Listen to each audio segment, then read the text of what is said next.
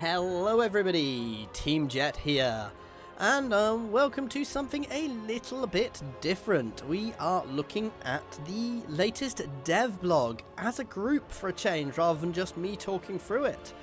So you have Tom here as well. Say hi, Tom. Hey everybody. So this is the 6.3 dev blog, guys, well, I'm not going to read all these first bits out, but basically this is updates to the Tomb Kings and the Lizardmen for the 6.3 update, which is due on Friday. So going to break all of our current playthroughs. And a few other little things like a change to Albric Le Generic, as they call him in this. So yeah, we're just going to read through and give our opinion on all of this. Which bit do you want to do, Tom? Tomb Kings or Lizardmen? Or should we just bounce around? I think let's just bounce around. Okay, so I'll start with the first bit of the Tomb Kings then. 1. Tomb Kings. Tomb Kings are one of my favourite races in Warhammer Fantasy and in Total War Warhammer 2. But having played them a while ago in Warhammer 3, a little bit of their sparkle had gone. The aim of these changes is just to bring a little bit of freshness back into the race in the world of Total War Warhammer 3. For this update, we've done something here for everyone, no matter your playstyle or goals. The team has enjoyed playing the updated experience back here, so we hope you do too. As always, let us know of any feedback you have. As somebody who's worked in the games industry, I don't at the moment, feedback is actually really important, so do give that on their forums. Just keep it constructive, obviously. So areas they've been focusing on and tweaking, simply put, pace. Long distances between the Books of Nagash locations and a far slower early mid-game than other races. Hardly something worthy of the majesty of the Tomb Kings.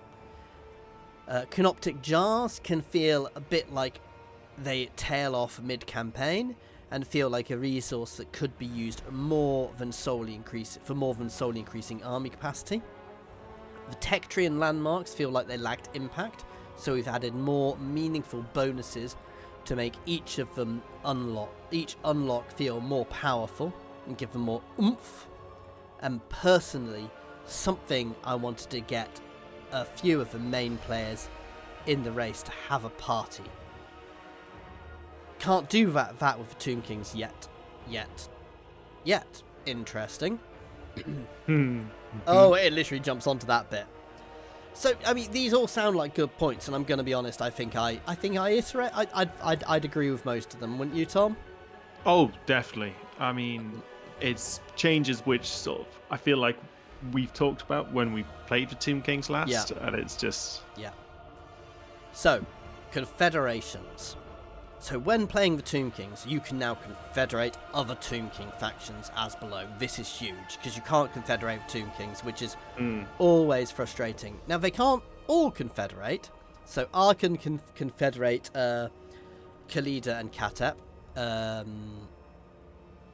Who can they confederate using the Mortuary Cult? None. So there's two ways. You can force confederations by defeating in battle, or through the Mortuary Cult. Interesting.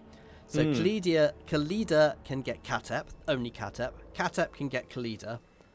And Cetra can get Khalida and Katep and can do Khalida through the Mortuary Cult. But he can't be confederated by anybody else, which makes sense, as he is Cetra the Imperishable, the many, many, many names.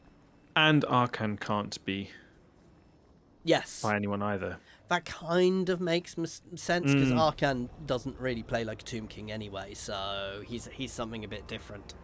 Yeah.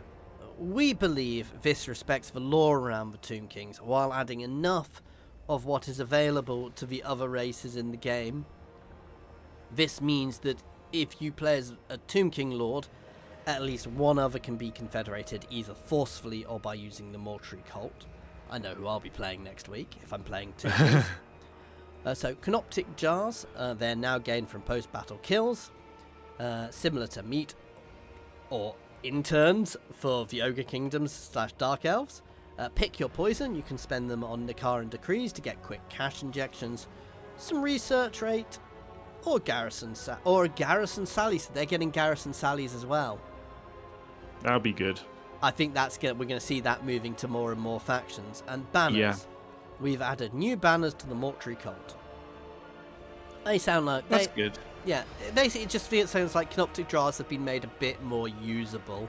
I'm going to be honest, they were so bland and forgettable that I've forgotten what they currently do. Crafting magic items. Is that it?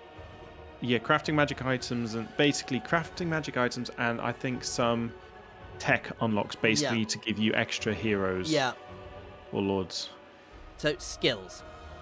We've given all the characters at least one skill. Tomb Princes now have another pass they can choose, and Dynasty or Legendary Lords also have a skill Never Say Die, which removes the Wounds attribute, something different for each character type.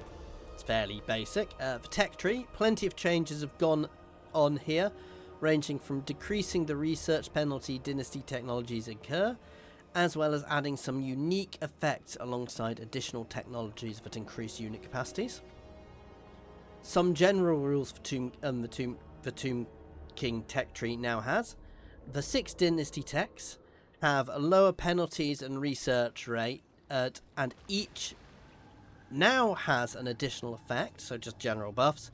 Each dynasty has a small increase to unit capacity, usually +2 for non-large units, +1 for relevant large units, and hero capacity increases. We've put some examples below. So there you go. So Wisdom and 5th Dynasty reduces research rate, but increases army capacity. And this one, Vanguard deployment for various things. Yeah, pretty much what you'd expect to see. And we can have a little look at the tech tree here.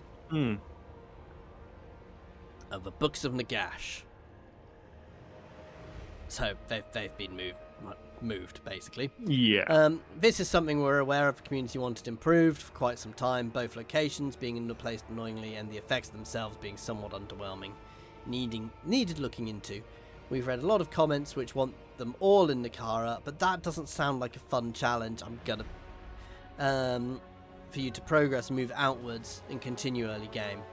To that end, we've moved some to the desert for some factions and added new locations for Khalida specifically.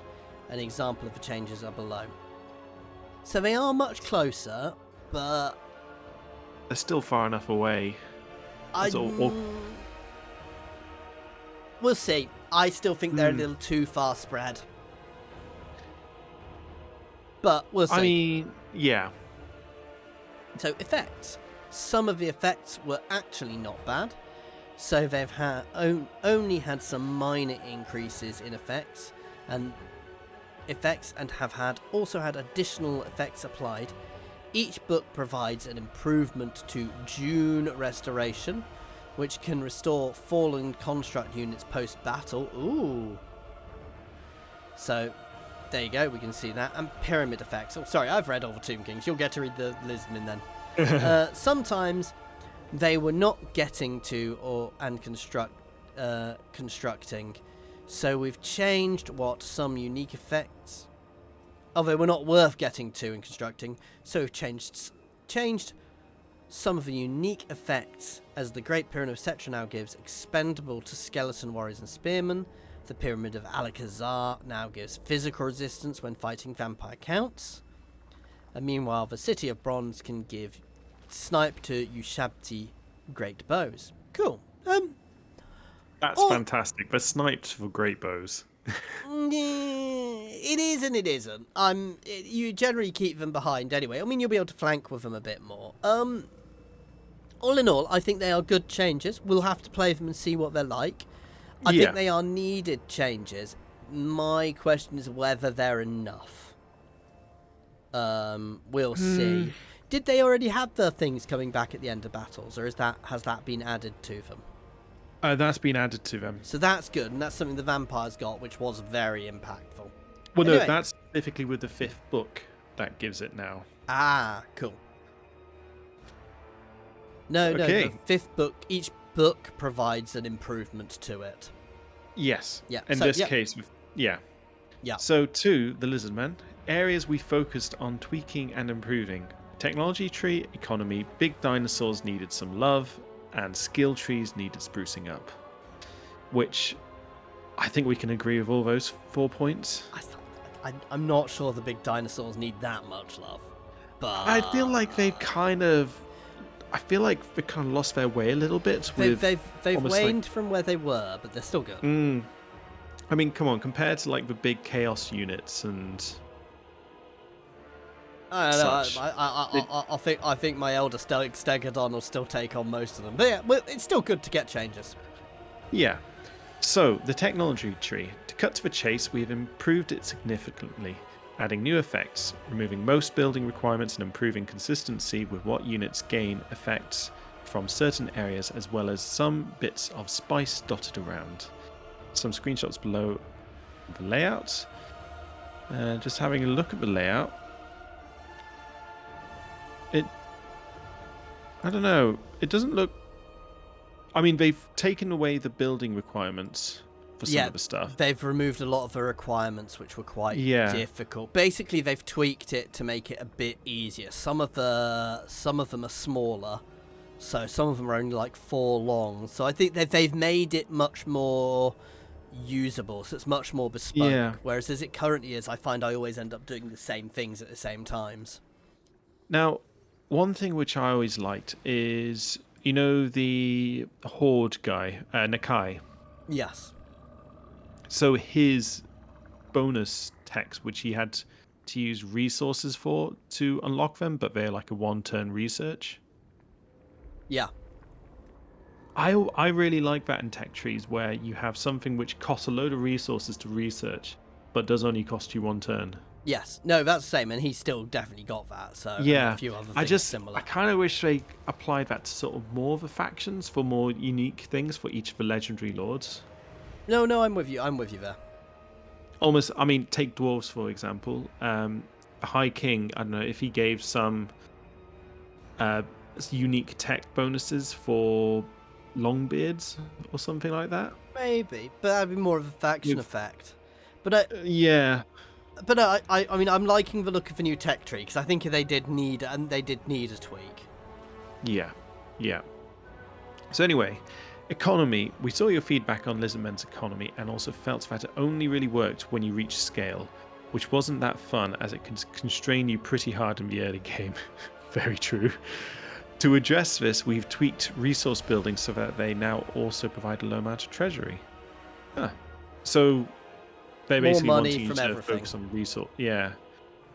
Buildings, there have been a lot on number nudging, increasing/decreasing some numbers on smaller net amounts. Plenty of the values didn't seem right in Warhammer 3, so building costs, construction times, and outputs have changed across the board. In addition to that, we've added another tier to the Dreadsaurian chain. Having a cap of 1 per province always felt a bit sad. After all, the Lizardmen are the oldest of all, so have been here for a long time. I doubt they only had 1 Dreadsaurian for every 100 square miles. I think lore-wise they have less than that, to be fair. I was going to say. Because they are like the rarest of rare. Of the rare, yeah. Wallbreaker. Yes, we know it's a bit of a late given that dinosaurs are some of the oldest beings. All beasts now have Wallbreaker. All monsters, excluding Croxagores. Wallbreaker for the biggest and baddest dinos in town felt right. Which is going to work perfectly with the Siege That update. makes me think we might be getting some of the Siege update with 6.3, but we'll see. Yeah. I might be too hopeful because there were definitely some bugs in the Siege update with AI, but still, that'll make the Lizardmen a lot better at sieges. Definitely. Skills. Almost every unique skill for Lizardmen has been closely looked at, with some gaming replacements/new effects. Some key takeaways. Heroes now have minor blessings available to them, smaller versions of the Lord's blessings. Do you remember what Lord's blessings were? No. Lord Mazdamundi now starts with Soul Quench in campaign, a change which is also requested by Lore Master of Sotek, something that makes him a more formidable starting character. Yeah. All heroes gained additional skills, and their capacities and rank are now brought in line with that of races we have done full reworks and DLCs for. That's good. So just general tweaking there. Yeah, because the Lizardmen were always, hero factions, it felt like. Yes. Faction. Now, we've got here faction tintings. Basically, they're updating the color schemes, so the factions now affect what color your Lizardmen look like. Slightly. Which, slightly. Yeah, I quite like it, actually. Yeah, basically it's just their skin color is tweaked slightly. Yeah, that's cool. So here's a big one. Blessed units. The free units for patch 6.3 will be a number of new blessed units for Lizardmen. So now we get Blessed Chameleon Stalkers, Skink Cohort with Javelins, Ripidactyl Riders, Sacred Croxdagor, Pterodon Riders, Razordon Hunting Pack, Salamander Hunting Pack, Ancient Salamander, and Ancient Stegodon. Ooh. That's super juicy. Yes. However, it's more. I think the next bit is going to cover what I was want to mention. So with the additional blessed units being put in the game, we took the opportunity to take a look at the spawning system. The button is now always available, but recruiting the blessed units will require the use of spawning sequence, which can be earned via missions, commandments, and performing rites. Rituals like the sacrifices to Sotek and Nikai's temples, ritual adds 1 to your pool in addition to giving resource. So you don't necessarily need to recruit the units that you have added to your pool. I was gonna say with that many units, it was gonna be it would be much trickier to get the ones you wanted. But actually, they've literally addressed that straight away, which is really cool. Yeah, that is really, really cool. Because there are some which I do absolutely love. Of the blessed units. Yeah, and I think that's the same with everybody. There's certain ones people will want to go for, but I think that's a really nice change. Yeah.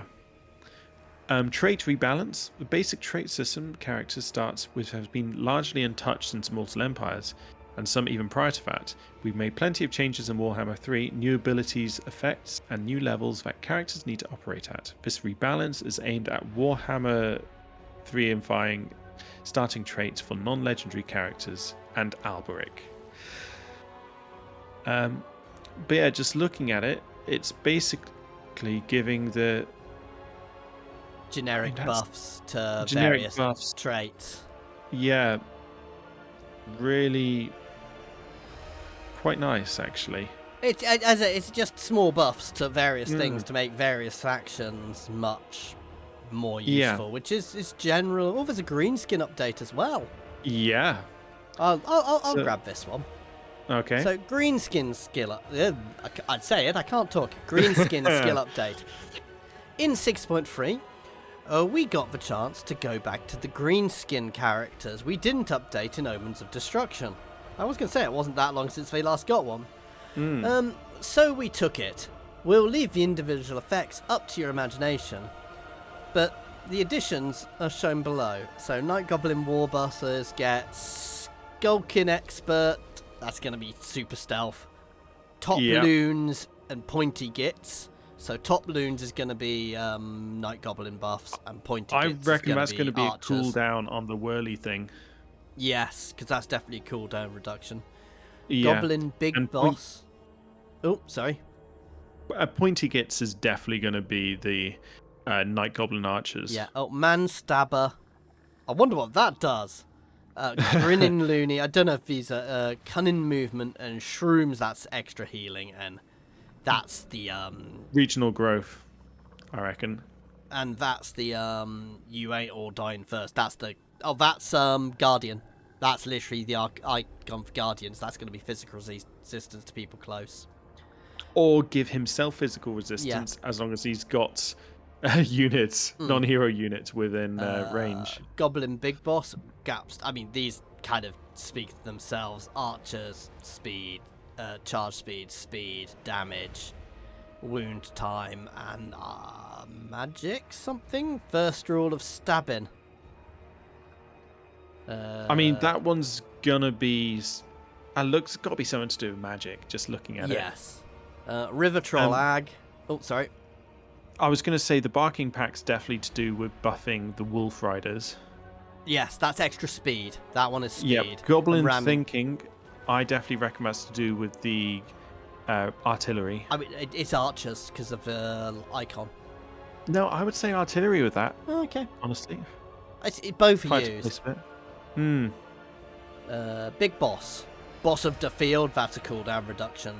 Heroic killing blow is heroic killing blow. Yeah. One-Orc army is a buff to him. Mm. Ard of an Ard, extra armor. Runt Armor, chopper, damage versus small. Git smasher, damage versus large. Just as large. Yeah, definitely. And the River Trollag. Foul diet, that's a spit. Yeah. Fetid regeneration is regeneration. Horrible smell is a hex. Bone snapper is fear or terror, and miasma is a magic buff. Yep. All right. Well, I suppose swapping back over to me, we now have unusual locations. So, hello again, Mitch here. Obviously, I'm not Mitch. One of the last times I spoke to you in a devlog would be near patch 5.2 when I first added the very first batch of unusual locations, introducing a strange feature like that. Let Alone in a patch was a bit of a departure for us, but I'm happy to say the feature was a smash hit. And I know that because you've all been asking for more ever since, which is great. So first time around I went nice around number of 20 locations, which seems like a decent amount to add some solid variety for each batch. So for 6.3 you can expect another 20 unusual locations to be added, bringing us up to a 40 total. If you're reading this and have no idea what an unusual location is, then head over to our old patch blog.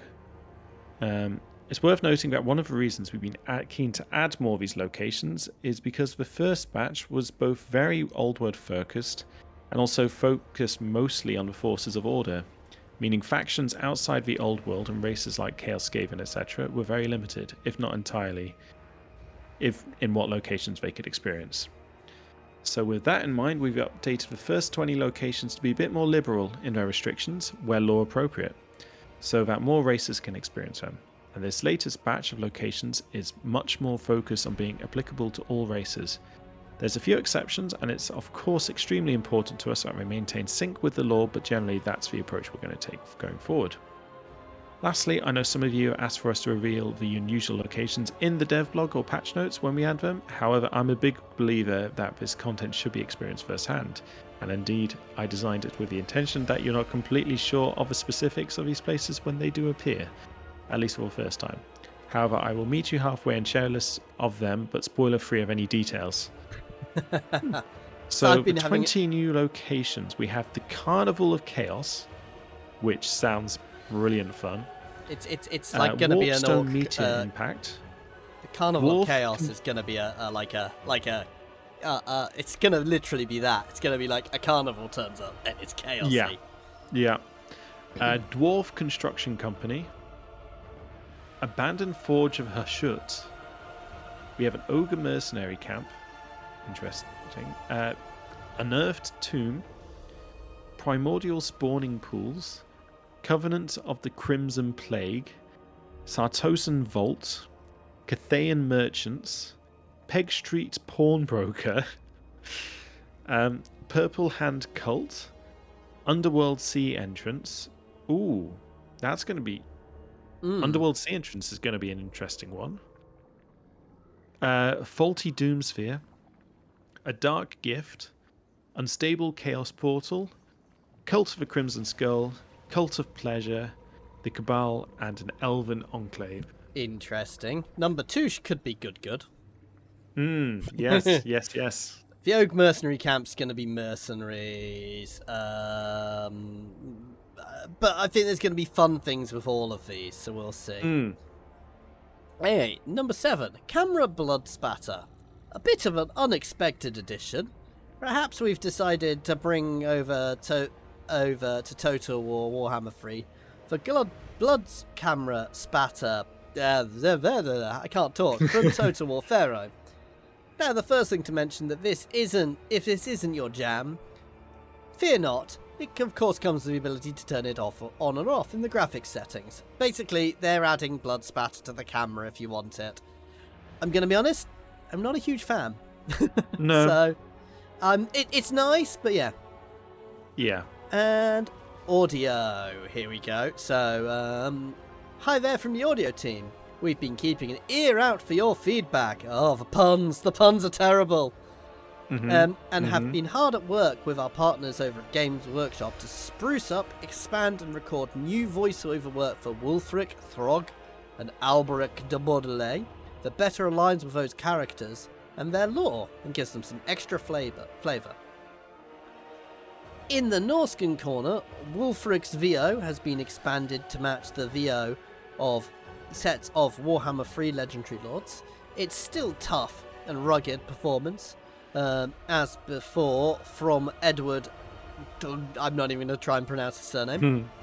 But with more lines and more Norskin charm. Throg now has a shiny new voice, which is more in line with the lore and feedback from the forums. This goes with a whole new script to match the Warhammer 3 Legendary Lords. Original quest battles recorded with new script and new performance style. Heading south, Alberic Le Generic is no more. We have fully voiced Alberic de Bordelais as a legendary lord and given him his own set of bespoke VO lines to replace the gap made by using the actor for Alberic. Welcoming back Christopher Hespel, the actor from the original Total War Warhammer Bretonnia cinematic trailer. We have also recorded a new Bretonian lord to ensure no content is lost, only chivalry gained. So, this key word there, new Bretonian lord. So, yeah. We hope this is enough to enjoy. There you go. You can do the last bit then, Tom. So the CA account and Total War access linking requirements for VLC. I gave you the fun bit. So yeah, they are also changing and streamlining how you access a free LC in Warhammer 3. Until this point, some of them required you to either have signed up for a CA account or Total War access. With the release of 6.3, we are removing that requirement so players who have neither of these accounts can get the free LC, which is Acold Helbrass, Epidemius, Harold Hammerstorm, Karanak, and Ulrika. A clarification though, free content from older Warhammer titles will require you to own at least a piece of paid content related to the free content in any game of a trilogy. Example, you'll need to own Rise of the Tomb Kings to get the Bone Giant free DLC, or Total War Warhammer 2, Queen of Macron, or the Shadow of a Blade to get Rakarth. So basically they've made it easier to get access to more stuff for everybody, which is good. But obviously they're requiring you to get stuff from the previous things. But yeah, that's everything then. All in all, obviously, I think it's really good. It sounds like it's not just Tomb Kings and Lizard Men. It sounds like there's been general tweaks and changes all over. I'm especially liking the sound of the new unusual locations, and I kind of hope they keep adding and adding and adding them because they are quite cool. They do add a bit of flavour to the game. Some of them are very cool and some of them give you really cool items already, so I think that's really good. Highlight for me, I think the Tomb King changes are the biggest highlight for me. I'm going to be honest, I think they are going to make the biggest change because I think they did need a lot of love, and being able to confederate as well, I think that looks like it's been done really nicely. How about you, Tom? And well, for me, the reason why I'm really positive about the Tomb Kings one is because this is the first DLC faction from one of the previous games, which they're doing a big update for. Because they haven't done that yet for any of the DLC factions from previous games. Were they a DLC or were they in 2 to start with? They were a DLC. Oh, okay. But yeah, I mean, I think the Lizard Men update is good, but I think the Tomb Kings one is the bigger one. Keep an eye out, guys. We will be playing this next week, depending on when I drop it. I mean, I'll be dropping this shortly, so as a recording, if you're watching the stream, obviously, yeah.